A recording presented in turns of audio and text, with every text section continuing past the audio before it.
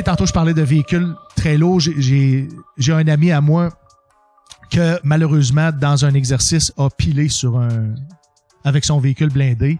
Pour ceux qui connaissent ça, c'est un VBL3. C'est un véhicule avec 8 roues, 8 grosses roues, un canon. Attends un peu, on va aller voir dans... Là, aujourd'hui, ils sont rendus avec des versions un peu plus aguerries. Là. Le VBL3, à l'époque, était flambant neuf. Et mon ami... C'est un VBL? VBL3. De VBL 3e génération.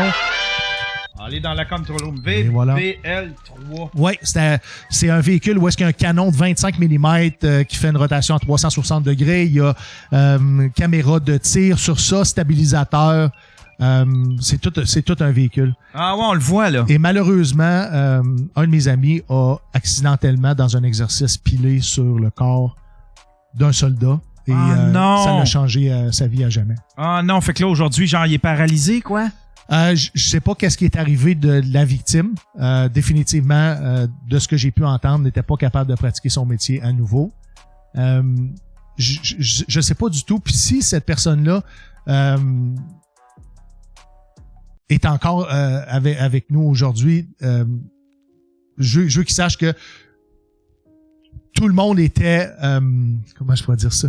Tu sais, il arrive des accidents en exercice.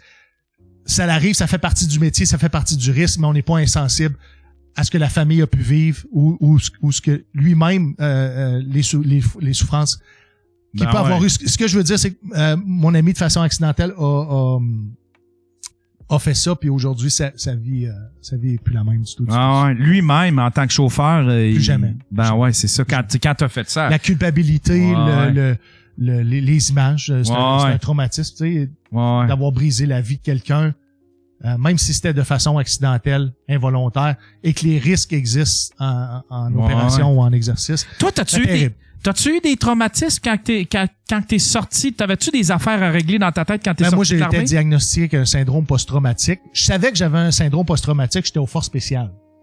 Et je rencontrais le psychologue parce que j'avais de la difficulté à fonctionner. Quand je parle de difficulté à fonctionner, cauchemar, hypervigilance, mais de façon accrue. J'avais d'autres signes et symptômes. J'étais aussi au bout du rouleau, probablement dans une dépression. Puis je me rappelle, j'étais encore en service, puis je dormais en petite boule à terre. À quel point que j'avais plus d'énergie. J'avais de la misère à transporter ma poche d'hockey sur mes épaules. J'étais rendu là, mais je voulais quand même continuer à servir, je voulais continuer à travailler, puis aux forces spéciales, c'est la même chose. Dis pas tes bobos. Tu t'en parles pas à personne, tu continues à être fonctionnel. T'as une question d'image là-dedans. C'était-tu dû à du surmenage ou c'est parce que t'as vu des trucs les deux. Ah ouais? Ah, oui. T'as vu puis t'as vécu des trucs traumatisants? Oui, exactement. On va en parler à la fin du podcast, mais les gens veulent savoir si j'ai déjà... on est rendu là. On est rendu. Vous allez l'avoir, votre réponse. Ouais, c'est ça. T'as vécu des affaires des affaires traumatisantes dans l'armée? Oui. Et c'est drôle parce que c'est comme si ça a été un crescendo les histoires qui me sont arrivées. Je t'en ai raconté une qui s'était passée en 2004 où est-ce que on se pointait les armes dessus puis il y a eu une escalade de la force, c'est ça. Je pensais que c'est là que j'allais vivre mon baptême du feu, mais mon baptême du feu, je l'ai vécu à Kandahar. En premier, en me faisant tirer dessus, mais de façon indirecte avec les roquettes. Tantôt, je t'ai parlé de ça. Et aussi de façon directe, ça pouvait être des tirs isolés dans notre direction qui passaient au-dessus de notre tête. Puis ça, tu le sais parce que, puis pour ceux qui ont servi, on le savoir, puis les policiers, c'est quand ça passe au-dessus de ta tête, ça fait un genre de crack. Donc, tu sais que c'est la balle qui passe à la vitesse du son au-dessus de ta tête. Fait que t'entends que il y a quelqu'un qui tire en ta direction. Tu peux pas voir d'où est-ce que la balle vient. Mais ils ont tiré en ta direction, puis ça aurait pu Et ça, des tirs de roquettes du RPG-7 aussi. Parce que en ma direction, avant de vivre mon vrai baptême du feu, où est-ce que on a été pris en embuscade. Puis pour ceux qui connaissent ça, les embuscades, c'est souvent, ils vont bloquer l'avant et l'arrière d'un convoi. Puis après ça, ils vont converger tout le feu en ta direction. Puis là, on parle de mortier, on parle de missiles anti-char, on parle de tirs AK-47, mais d'autres types de calibre en ta direction. Cette fois-là, j'ai eu vraiment peur de mourir. Ah ouais, hein? Vraiment peur de mourir. Je comprenais pas qu'est-ce qui se passait au début. Tu sais, la fraction de seconde au début, là, je dis, qu'est-ce qui se passe? Parce que là, j'entendais comme pleuvoir. Tu sais, c'était ça le son, mais c'était le son des balles qui frappaient les vitres blindées de mon véhicule. C'était quoi? Vous étiez dans quel genre de véhicule? C'était un véhicule, le Nayala. Je sais pas si tu veux aller chercher ça. C'était là-dedans dans le véhicule que j'étais. Gardez en tête le VBL3 parce que au terme de cette journée-là, j'ai fini la journée dans le VBL parce que mon véhicule était mobility kill dans le sens qu'il avait été détruit au niveau de l'armement puis il était plus en condition de rouler.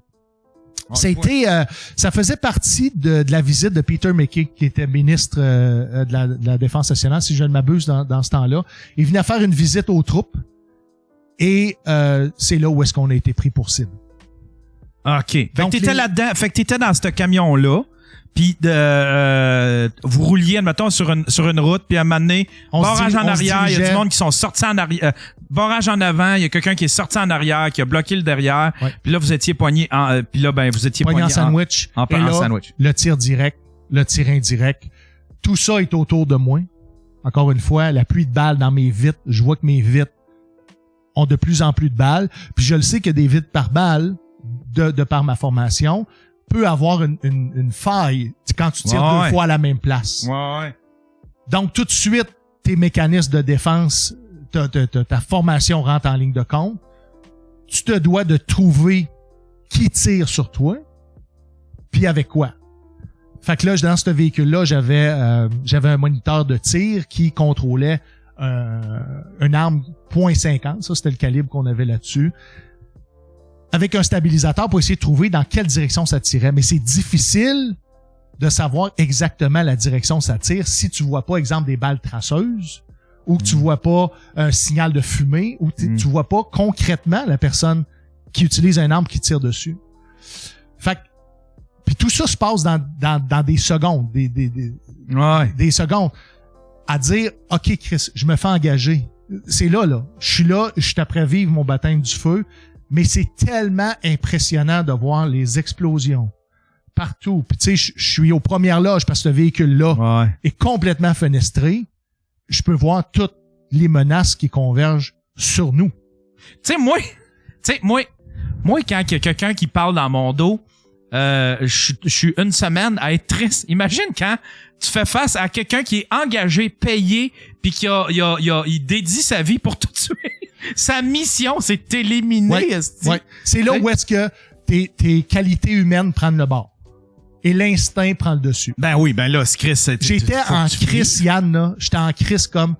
Puis c'est arrivé plusieurs fois où est-ce que j'ai été en crise, où est-ce que ma vie était menacée. Mais j'étais en tabarnak. Puis je le verbalisais à moi-même parce que j'étais tout seul en arrière. Il y avait le chauffeur puis le chef de char en avant. Puis j'ai dit, moi, vous trouvez mes calices. Puis là, j'étais sur le joystick, sur le système de tir. Et j'ai réussi à localiser. Moi, ce que j'ai vu, c'est 4 tireurs. Les rapports d'incidents après disaient que c'était probablement les Tchétchènes qui étaient impliqués sur cette opération-là. Beaucoup plus organisé que ce qu'on a pu voir comme conflit, comme bataille en Afghanistan. Tu sais, souvent, c'était des fermiers qui étaient pris en otage pour combattre ou faire des opérations de guerre non, puis les Tchétchènes, ils ont des années, ils sont c'est une armée, là, tu sais, là. J'en parle, puis mon cœur bat aussi vite que quand ça s'est... J'ai même un point dans le côté. Mais j'ai réussi à localiser ces 4... En fait, je peux même pas dire que c'est des hommes, parce que c'est 4 masses noires qui sont au-dessus d'un mur et qui tirent. C'est à ce moment-là, j'engage.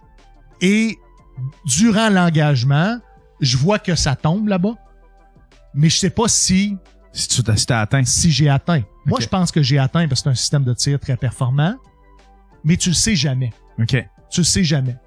Puis ça continue à tirer. Puis ta job là-dedans, c'est de te sortir de l'embuscade. Ouais. Donc, tu réponds par le feu, puis après ça, tu sors de la zone.